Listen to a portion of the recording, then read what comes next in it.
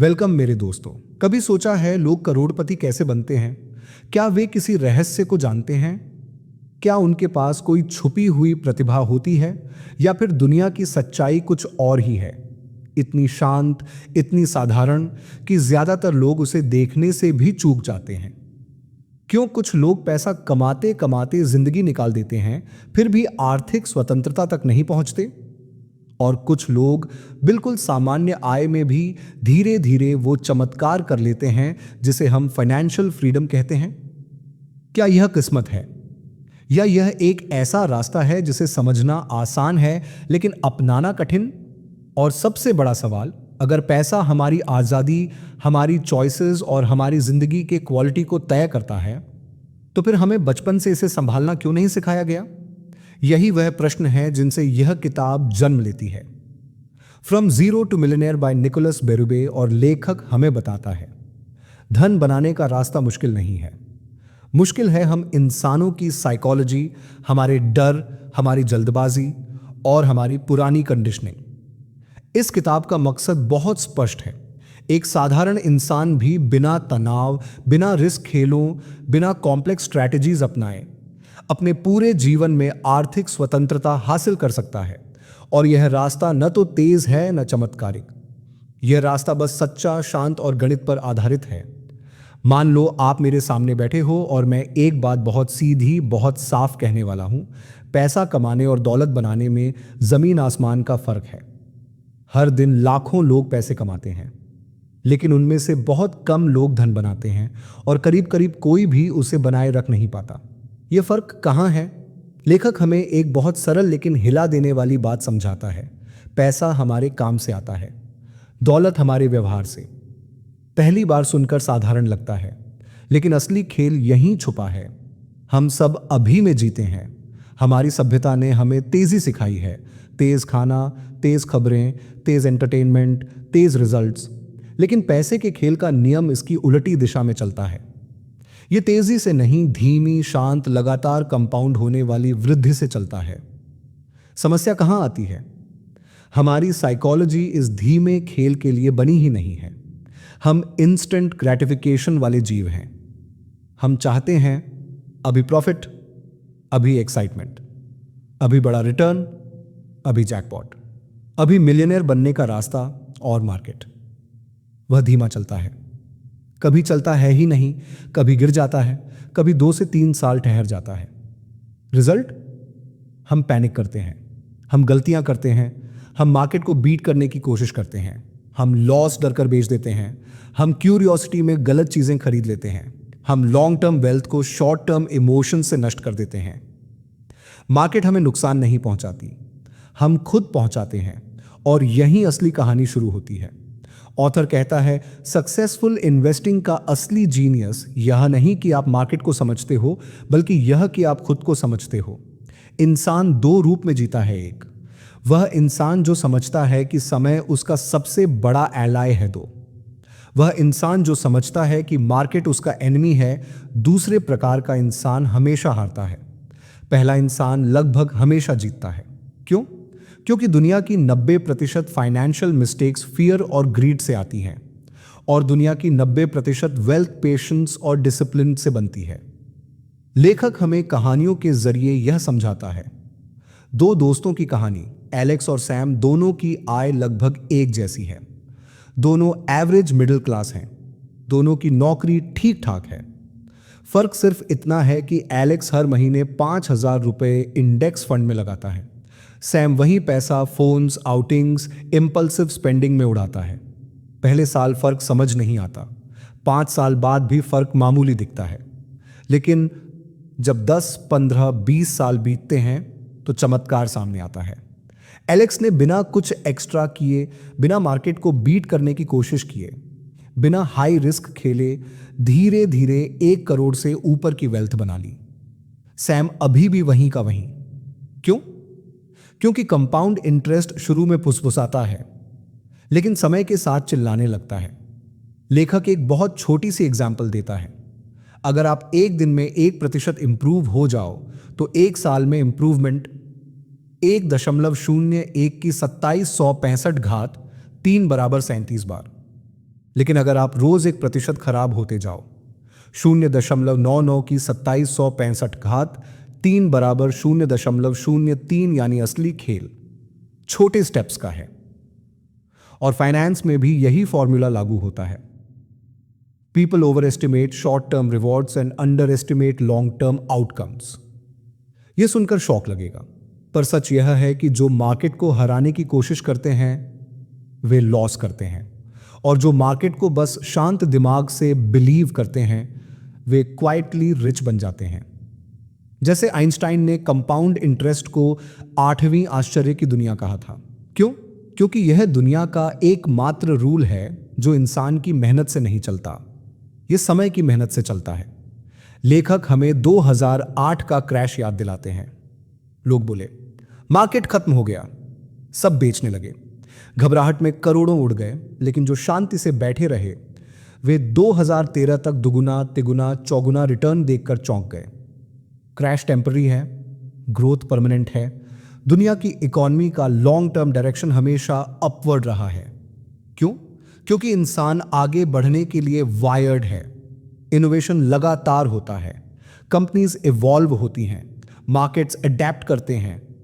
Market गिरना मतलब world temporarily confused है, मार्केट उठना मतलब वर्ल्ड अपनी पॉसिबिलिटीज को दोबारा पहचान रही है। अब इसका असर समझो। अगर आपको पता है कि वर्ल्ड हमेशा ग्रो करती है तो गिरावट आपको डराएगी नहीं। आप समझ जाओगे ये लॉस नहीं, डिस्काउंट सीजन है। और यही सोच करोड़पतियों की पहचान है। जो लोग गिरावट में पैनिक करते हैं वे खुद को गरीब सोचते हैं, जो गिरावट में खरीदते हैं वे खुद को फ्यूचर रिच समझते हैं। धन असल में माइंडसेट का खेल है। ऑथर की सबसे powerful line, you don't get wealthy by taking big risks, you get wealthy bye avoiding stupid mistakes. लेखक बताते हैं आज से शुरू करने के लिए ये 3 चीजें काफी हैं। 1, हर महीने एक छोटा सा अमाउंट इंडेक्स फंड में लगाओ, 500 रुपये, 1000 रुपये, 5000 रुपये। अमाउंट छोटा या बड़ा नहीं, कंसिस्टेंट होना चाहिए। 2, मार्केट की न्यूज एडिक्शन छोड़ो, न्यूज इमोशंस को मैनिपुलेट करता है, वेल्थ पेशेंस को रिवॉर्ड करता है।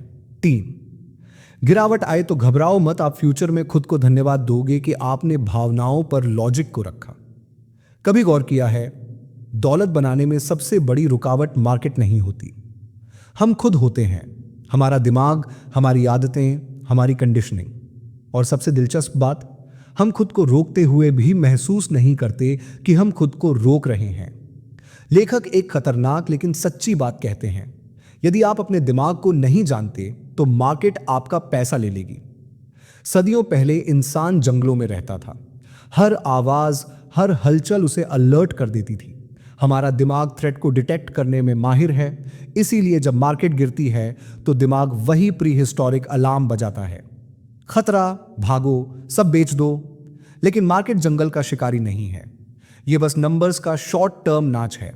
लॉन्ग टर्म डायरेक्शन तो 100 सालों से एक ही है, ऊपर। तो क्या दिमाग गलत रिएक्ट करता है? हाँ, क्योंकि दिमाग इमोशन मोड में जीता है और इन्वेस्टिंग लॉजिक मोड में कामिक द मेलॉन में। लेखक कहते हैं मार्केट गिरने पर पैनिक करना नेचुरल है, लेकिन पैनिक में डिसीजन लेना महंगा है। क्यों हम गलतियां दोहराते रहते हैं? यहां एक छोटी कहानी है। एक बार साइकोलॉजिस्ट ने 2 ग्रुप्स को एक्सपेरिमेंट दिया। दोनों को एक जैसी जानकारी दी गई।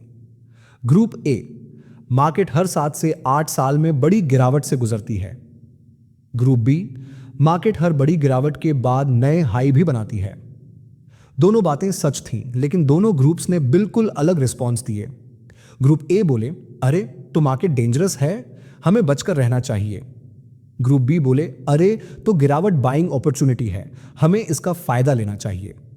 देखा, इंफॉर्मेशन वही, इंटरप्रिटेशन पूरी तरह अलग। इमोशन हमारा ट्रूथ बदल देता है।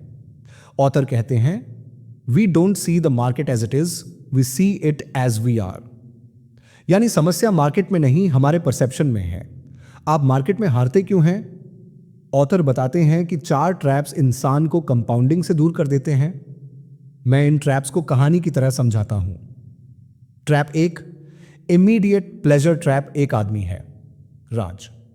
राज के पास 2 चॉइसेस हैं, एक 2,000 रुपये आज खर्च कर दे, 2,000 रुपये इन्वेस्ट कर दे, लेकिन भविष्य का राज दूर लगता है, आज का फन करीब लगता है। तो राज बोलता है आज एंजॉय कर लेता हन, इन्वेस्टमेंट बाद में देख लेंगे। और ऐसा हर महीने होता है। महीने मिलकर साल बन जाते हैं और साल मिलकर एक जिंदगी जो कभी धन नहीं बनाती। यही ट्रैप सबसे कॉमन है। Trap 2, over confidence trap. इंसान सोचता है मैं मार्केट से स्मार्टर हूं, लेकिन ऑथर एक ब्रूटल लाइन कहते हैं, you aren't competing against the market, you are competing against millions of smarter people who analyze it every day. यानी आप बाजार से प्रतिस्पर्धा नहीं कर रहे हैं, आप लाखों समझदार लोगों से प्रतिस्पर्धा कर रहे हैं जो हर दिन इसका विश्लेषण करते हैं। जो इंसान मार्केट को बीट करने की कोशिश करता है वह अपना टाइम, पैसा और दिमाग बर्बाद करता है। वेल्थ बनाने का रास्ता मार्केट को बीट करना नहीं, मार्केट को इग्नोर करना है। Trap 3, fear of losing money. Loss का दर्द गेन की खुशी से दोगुना अधिक होता है, इसलिए लोग लॉस से बचने के लिए फ्यूचर के मल्टी करोड़ गेन्स छोड़ देते हैं। यह ऐसा है जैसे कहें अगर अभी कांटा चुभ गया तो मैं आने वाले 10 साल मछली खाना बंद कर दूंगा। इमोशन टेम्पररी है, लेकिन उसके कारण लिया गया डिसीजन परमानेंट नुकसान बन जाता है। Trap 4, noise trap. News channels कहते हैं मार्केट गिर गया, क्रैश, डेंजर। क्यों? क्योंकि फियर बिकता है। Shouting sells, drama sells. लेकिन ऑथर याद दिलाते हैं नॉइज वेल्थ का सबसे बड़ा दुश्मन है। जो मार्केट को रोज देखता है वह कभी रिच नहीं बनता, जो इग्नोर करता है वह क्वाइटली रिच बन जाता है। अब ट्विस्ट आता है, पैसों की जर्नी धीमी क्यों होती है? बिकॉज कंपाउंडिंग की असली शक्ति शुरू में दिखती नहीं। यह ऐसा है जैसे बर्फ का एक बड़ा गोला पहाड़ से लुढ़कना शुरू करे। पहले वह छोटा लगता है, धीमा लगता है, बेअसर लगता है, लेकिन फिर धीरे धीरे धीरे धीरे गति बढ़ती है, मोटाई बढ़ती है, मोमेंटम आता है और एक समय ऐसा आता है जब वह अनस्टॉपेबल बन जाता है। वेल्थ भी ऐसे ही चलती है। पहले कुछ नहीं दिखता, फिर उम्मीद दिखती है, फिर साइंस दिखते हैं और फिर ईयर्स लेटर रिजल्ट्स चौंकाने लगते हैं। और यही फेज पर लोग हार मान लेते हैं। वे कहते हैं यार कुछ हो ही नहीं रहा, जबकि सबसे बड़ा मिरेकल इंटरनल चल रहा होता है, कंपाउंडिंग का सीड ग्रो हो रहा होता है। ऑथर कहता है अगर आप सिर्फ 5,000 रुपये महीना 30 साल तक इन्वेस्ट करो और मार्केट का एवरेज रिटर्न लगभग 10% मिले, तो आपके पैसे 5,000 रुपये x 12 x 30 और 18 लाख रुपए, आपने सिर्फ 18 लाख इन्वेस्ट किए। लेकिन फाइनल अमाउंट 1,13,00,000 रुपये, और यह सिर्फ एवरेज रिटर्न पर। यानी 95% पैसा आपने नहीं लगाया, समय ने लगाया। यहां से एक बड़ा सवाल उठता है, अगर असली काम समय करता है तो हम क्यों जल्दी करते हैं? मिलियनेयर माइंडसेट की सबसे सादा पर सबसे शक्तिशाली सच्चाई है कि धन इंटेलिजेंस नहीं, डिसिप्लिन से बनता है। ऑथर कहता है डिग्री, आय, जॉब टाइटल, इनमें से कोई भी वेल्थ क्रिएट नहीं करता। वेल्थ सिर्फ एक आदत बनाती है, कंसिस्टेंसी। और कंसिस्टेंसी बोर्डम से लड़ती है। यही वजह है कि स्मार्ट लोग भी गरीब रह जाते हैं और साधारण लोग क्वाइटली रिच बन जाते हैं। क्यों? क्योंकि स्मार्ट लोग कॉम्प्लेक्सिटी ढूंढते हैं, सिंपल लोग सिंप्लिसिटी फॉलो करते हैं, और इन्वेस्टिंग में सिंप्लिसिटी ही फाइनल वेपन है। अगर आप इन ट्रैप्स को समझ गए तो मार्केट आपको कभी डिफीट नहीं कर पाएगी। आप पैनिक नहीं करेंगे, आप ओवर ट्रेड नहीं करेंगे, आप हर गिरावट को डर नहीं, अवसर समझोगे। आप छोटी गेन्स की जल्दी में लॉन्ग टर्म वेल्थ डिस्ट्रॉय नहीं करेंगे। आप उन 1% लोगों में शामिल हो जाओगे जो साइलेंटली मिलियनेयर बनते हैं जबकि दुनिया ड्रामा देखती रह जाती है। एक ऑटोमेटिक इन्वेस्टमेंट सेट करो, हर महीने फिक्स्ड अमाउंट इन्वेस्ट हो जाए, चाहे आपका मूड कैसा भी हो। मूड वेल्थ नहीं बनाता, सिस्टम वेल्थ बनाता है। 2, न्यूज से डिस्टेंस रखो, अगर जरूरत हो सिर्फ मंथ में एक बार पोर्टफोलियो चेक करो। 3, लॉन्ग टर्म आइडेंटिटी बनाओ, खुद से कहो मैं एक लॉन्ग टर्म इन्वेस्टर हूं, मैं पैनिक नहीं करता, मैं वेल्थ बनाता हूं। आइडेंटिटी डिसीजंस को शेप करती है। 4, छोटी जीतों को सेलिब्रेट करो, पहला 1,000 रुपये का गेन, पहला 10,000 रुपये का माइलस्टोन, पहला क्रैश सर्वाइव करना, यही वो मोमेंट्स हैं जो फ्यूचर करोड़ में बदलते हैं। सोचो, अगर मैं तुमसे कहूं कि करोड़पति बनने का रास्ता दिमाग घुमा देने वाले कॉम्प्लेक्स स्ट्रैटेजीज में नहीं है, बल्कि उन बेहद साधारण डिसीजंस में है जिन्हें देखने के लिए लोग इतने स्मार्ट हो जाते हैं कि उन्हें अपनाते ही नहीं, तुम शायद चौंकोगे। क्योंकि हम सबको लगता है कि रिच बनने के लिए कोई सीक्रेट फॉर्मूला होना चाहिए, जैसे किसी जादू के ताले की चाबी। लेकिन लेखक कहता है, धन एक कला नहीं, एक आदत है, कोई भी सीख सकता है। अब यहां से कहानी एक नए मोड़ पर जाती है, जहां हम संख्या नहीं, दर्शन सीखते हैं। धन का दर्शन। इंसान मार्केट को कैसे देखता है? एक पल को सोचो, तुम किसी पेड़ को रोज देखते हो। पहले दिन वह वैसा ही दिखता है, दूसरे दिन भी वही।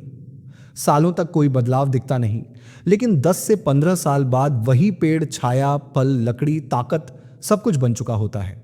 धन भी ऐसा ही पेड़ है। लेकिन लोग पहले 6 महीनों में ही पूछने लगते हैं, कुछ हुआ क्यों नहीं? क्योंकि हम प्रोसेस नहीं देखते, सिर्फ रिजल्ट्स देखना चाहते हैं। यहां से लेखक एक बेहद महत्वपूर्ण बात बताते हैं। मार्केट अस्थिर दिखती है क्योंकि हम उसे बहुत नजदीक से देखते हैं। जरा दूर हटकर देखोगे तो एक सीधी ऊपर जाती हुई लाइन नजर आएगी। जरा नजदीक जाओ तो वही लाइन कांटों की तरह दिखती है। तो गलती मार्केट में नहीं, गलती हमारी डिस्टेंस में है। डिस्टेंस बढ़ाओ, भाग्य बढ़ जाता है। अब आता है वह हिस्सा जिसे समझकर करोड़ों लोग धनवान बने और जिसे न समझकर उससे भी ज्यादा लोग पॉवर्टी में फंस गए। ऑथर कहता है, इंडेक्स फंड्स दुनिया का सबसे डेमोक्रेटिक वेल्थ मशीन है। अब यहां सवाल उठता है, इंडेक्स फंड इतना खास क्यों है? क्या यह कोई अलग ग्रह की चीज है? नहीं, यह इंसानी साइकोलॉजी की कमजोरी पर बना सबसे शक्तिशाली हथियार है। सुनो से समझो एक छोटी कहानी। 2 निवेशक थे। एक साइंटिस्ट था, Victor, PhD, IQ 160, market analysis में माहिर। दूसरा इंसान जॉन, सेक्स समझ में एक इलेक्ट्रिशियन, सिंपल इंसान। विक्टर रोज एनालिसिस करता, चार्ट पढ़ता, न्यूज फॉलो करता, प्रिडिक्शंस बनाता। जॉन हर महीने बस इंडेक्स फंड में पैसा डालता था और एक सिंपल रूल फॉलो करता था, अप हो या डाउन, मैं कंसिस्टेंसी नहीं छोड़ूंगा। 20 साल बाद विक्टर ने ठीक ठाक पैसा बनाया। स्मार्ट था ना, लॉस को भी जस्टिफाई कर पाया। लेकिन जॉन, वह मिलियनियर बन चुका था। क्यों? क्योंकि विक्टर को मार्केट बीट करना था, जॉन को सिस्टम फॉलो करना था। विक्टर अपने दिमाग से लड़ रहा था, जॉन अपने फ्यूचर के साथ दोस्ती कर रहा था।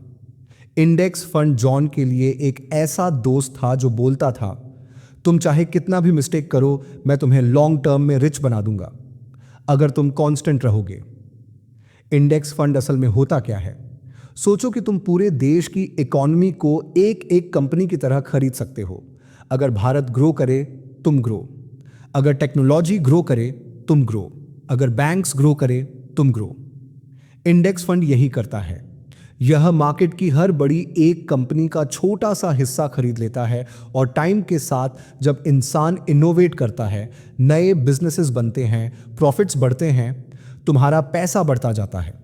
इसे समझो, इंडेक्स फंड मतलब मानव सभ्यता की प्रगति पर दांव, और मानव सभ्यता ने कभी पीछे मुड़कर नहीं देखा। गिरावट हां, लेकिन बैकवर्ड कभी नहीं। इसीलिए index fund long term certainty देता है। ऑथर का सबसे पावरफुल मैसेज, अगर आप मार्केट को नहीं समझते तो इंडेक्स फंड खरीद लो। अगर आप मार्केट को समझते हो तो भी इंडेक्स फंड खरीद लो। क्यों? क्योंकि कोई भी मार्केट को कंसिस्टेंटली बीट नहीं कर सकता, और जो कोशिश करते हैं वे सबसे पहले बाहर हो जाते हैं। ऑथर बताते हैं कि हमारी सबसे बड़ी गलती टाइम को अंडर एस्टिमेट करना। एक सवाल सोचो, आपके पैसे को ग्रो कौन कर रहा है? आप, ज्ञान, प्रिडिक्शन, लक? नहीं, टाइम। ऑथर कहता है, wealth is not build by returns, wealth is build by time. एक बच्चा भी अगर 20 की उम्र में इन्वेस्टिंग शुरू कर दे और सिर्फ एवरेज रिटर्न्स ले तो वह 40 की उम्र में फाइनेंशियली फ्री हो सकता है। लेकिन एक बड़ा आदमी अगर 35 से 40 की उम्र में शुरू करे तो वही खेल मुश्किल हो जाता है। क्यों? क्योंकि टाइम वह पार्टनर है जो कंपाउंड इंटरेस्ट को जिंदा रखता है। टाइम पार्टनर को जितना जल्दी जोड़ोगे उतना बड़ी वेल्थ बनेगी। इसलिए दुनिया के लगभग सभी मिलियनेयर्स कहते हैं, start early, but if you are late, start now. Author बहुत शांत लेकिन बहुत क्रूर बात करते हैं कि मार्केट की वॉलेटिलिटी टेम्पररी है, लेकिन आपकी कंसिस्टेंसी परमानेंट होनी चाहिए। अगर आपने कंसिस्टेंसी खो दी तो कंपाउंडिंग टूट जाती है, और कंपाउंडिंग टूटे तो वेल्थ एवेपोरेट हो जाती है। अब आते हैं असली फॉर्मूला पर। एक 18 साल की लड़की थी, माया। उसके पास बड़ी इनकम नहीं थी, लेकिन उसने 2 रूल्स फॉलो किए। एक, हर महीने 2,000 रुपये इन्वेस्ट। 2, कभी स्टॉप नहीं करना, चाहे कुछ भी हो। उसके दोस्त, कॉलेज खत्म, शादी, जॉब चेंज, घर बदलना, हर बार इन्वेस्ट रोकते रहे, लेकिन माया क्वाइटली कंटिन्यू करती रही। 35 साल बाद माया करोड़पति बन चुकी थी। उसके दोस्तों के पास कार थी, ईएमआई थे, लायबिलिटीज थे, बट वेल्थ बहुत कम। क्यों? क्योंकि माया ने वह रूल फॉलो किया जो किताब का होली रूल है, make investing boring, let compounding make life exciting. और यह माइंडसेट बदल देता है।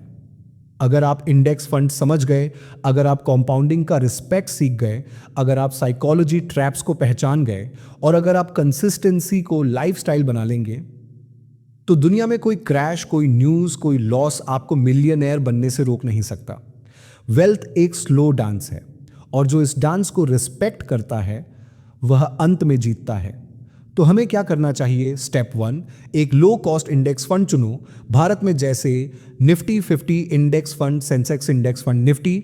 Next 50 step 2, SIP automatic set करो। 500 भी चलेगा, 1000 भी, 5000 भी। Small consistency, big inconsistency.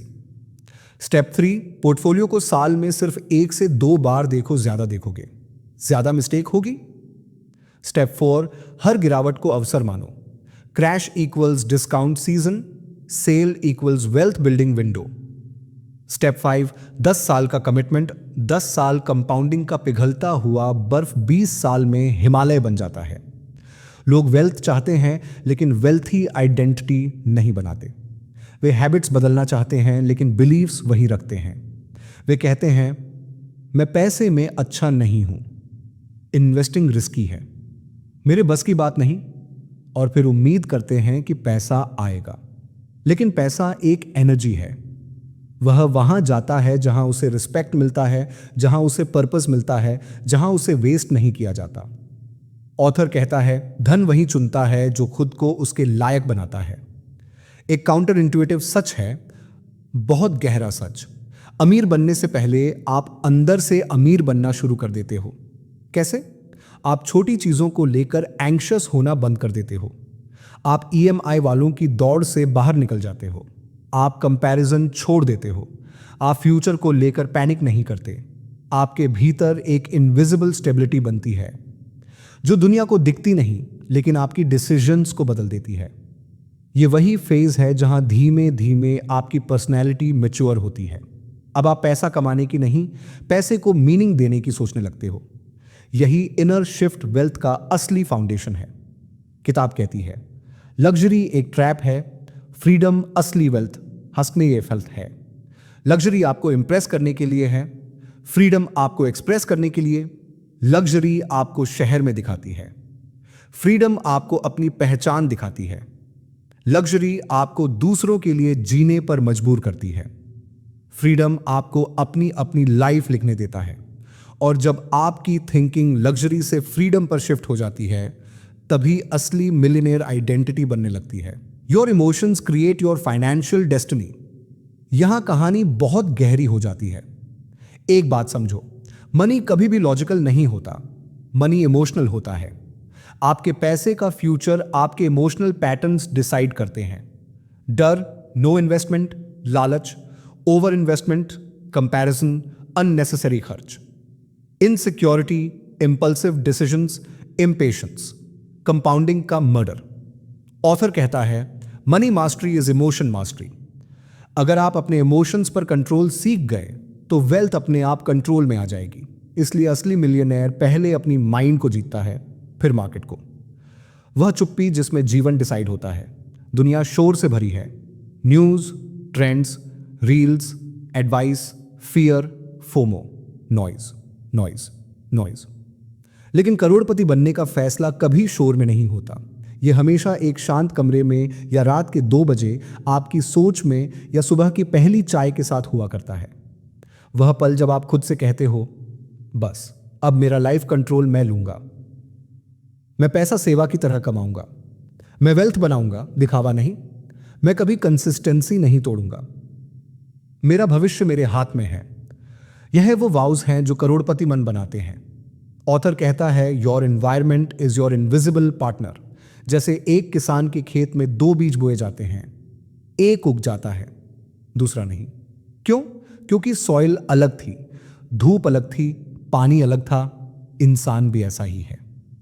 आप कितना भी सीख लो, कितनी भी मेहनत कर लो, कितने भी गोल्स बना लो, अगर आपका एनवायरनमेंट टॉक्सिक है, नेगेटिव है, डायरेक्शनलेस है, टाइम किलिंग है, तो आपकी ग्रोथ स्लो पड़ जाएगी। लेकिन अगर आपका एनवायरनमेंट सपोर्टिव है, ग्रोथ ओरिएंटेड है, डिसिप्लिन वाला है, तो आप नॉर्मल स्पीड में भी एक्स्ट्रॉर्डिनरी बन जाओगे। इसलिए मिलियनेयर बनना एक टीम स्पोर्ट है, इवन इफ खेल अकेले खेला जा रहा हो। और यही आता है the power of long term boredom. यह हिस्सा बेहद पोएटिक है। ऑथर कहता है, compounding looks like boredom, but boredom is the birth place of miracles. यानी कंपाउंडिंग बोरियत जैसी लगती है, लेकिन बोरियत चमत्कारों की जन्मभूमि है। सही इन्वेस्टिंग बोरिंग होती है, सही सेविंग बोरिंग होती है, एसआईपी बोरिंग होती है, डिसिप्लिन बोरिंग होता है, स्किल प्रैक्टिस बोरिंग होती है। लेकिन इसी बोरिंग की कोख में वेल्थ पैदा होती है। जो लोग एक्साइटमेंट ढूंढते हैं वे इंपेशेंट होकर गिरते हैं। जो लोग बोर्डम एक्सेप्ट करते हैं वे कंपाउंडिंग के देवता बन जाते हैं। और आखिर में याद रखो, इन्वेस्टिंग कोई जुआ नहीं, बल्कि एक शांत, समझदार और धैर्य वाला रास्ता है। अगर तुमने बस इतना कर लिया कि कमाओ कम, खर्च करो कम और निवेश करो ज्यादा, तो वक्त तुम्हें वहीं पहुंचा देगा जहां मिलियनेयर्स पहुंचते हैं, धीरे, स्थिर और बिना स्ट्रेस के। यही मैसेज निकोलस बेरूबे इस किताब में बार बार रिमाइंड करवाते हैं। अगर तुम्हें इस किताब की ये ब्रेकडाउन पसंद आई तो कमेंट करके बताओ अगली कौन सी बुक की डीप समरी चाहिए। और हाँ, वीडियो को लाइक करो, चैनल को सब्सक्राइब करो, ताकि ऐसी सिंपल और पावरफुल फाइनेंशियल नॉलेज तुम तक हमेशा पहुंचता रहूं। आपका समय, आपका ध्यान और आपका समर्थन, इन्हीं से यह आध्यात्मिक सफर आगे बढ़ता है। धन्यवाद।